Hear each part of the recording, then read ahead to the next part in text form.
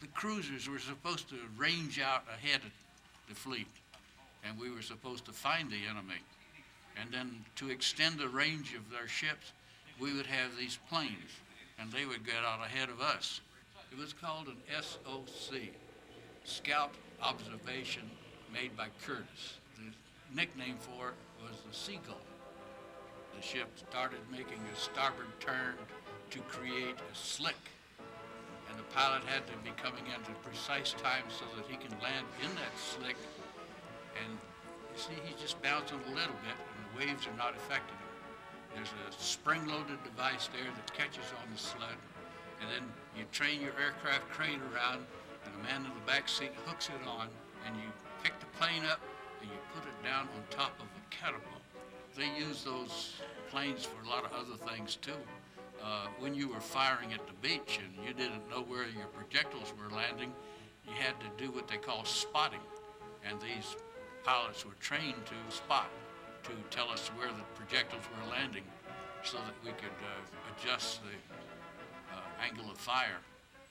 When our fighters and other kinds of aircraft would get shot down and they'd wind up in the water, well, these planes did yeoman service picking up downed pilots. One plane out there had as many as 12 people hanging on. They couldn't take off. They just picked them up and brought them out to the ships that were lying off the island. Radio silence was a golden thing in World War II, so that they wouldn't have to send a radio message to the ship of what they found out. They would write the message and then fasten it in a beanbag, and then they'd fly along the ship and throw the beanbag off towards the quarterdeck. You'd be surprised how hard it is to get that beanbag on the ship. It didn't always land on the deck. One day we had a plane in the air, and it had an Ensign James and a Chief Allen in there, and it was off the port quarter, about a mile out, and a couple thousand foot up, and all of a sudden it just plummeted into the ocean. Nothing was ever recovered. It was just gone. Down in Espiritu Santo one day, we had sent our planes out, a couple of them, I guess, and when they returned, one of them pulled up to the stern of the ship in Baker Recovery to be picked up, and the pilot had got the plane in position, and he wanted the guy in the rear to hook the plane with that strap onto the hook of the crane. There was no one in the rear seat. The guy was gone. Never found out what happened. He jumped or fell out. Anyway, he wasn't there. Right after that, one of our planes was taking off from the surface, and I guess he didn't quite make it because he ran into a radar on top of one of the destroyers.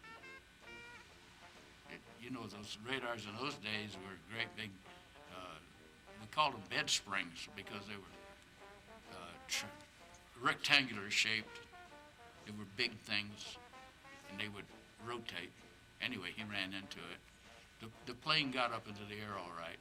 It didn't do that radar any good. Of course, I was back on those catapults. It seemed like 16 hours a day. And every time we had flight quarters and we had to launch those aircraft, we had to be up there, and for all the recoveries, we were there. Before, in the summer of '41, when we were cruising around off Hawaii, they'd send us out, and we would be with other light cruisers, bobtail cruisers like we were, and we would be in competition as to how fast we could launch our aircraft. And there was a time limit of, not a time limit, but a goal of 5 minutes. Sometimes we'd beat the other ships, sometimes they'd beat us, but no one ever got them off in 5 minutes. It just didn't happen. But it was bedlam. When you would start, you'd have planes on each catapult. We had two of them, one port, one starboard. And we'd fire the starboard cat first. Then they would swing in, and we'd fire the port cat. And then while this was happening, they'd be bringing up the other planes from down below and spreading their wings, and then we'd lift up the plane and the catapult would swing around and the plane would be set down on the catapult. And then that catapult would train out and they'd bring up another plane, the other catapult would go over there. And they never fired those catapults unless they had, both of them loaded and both of them ready to go. So it was bang, bang, 2 planes in the air, and then we'd get the other 2 on the catapults, and then bang, bang, you'd have all 4 of them off. Hit the old stopwatch, never got it in 5 minutes. The chief aviation guy was named Sims, and it turns out he was related to that Admiral Sims that was, he was a Confederate, the captain of the Alabama Confederate ship.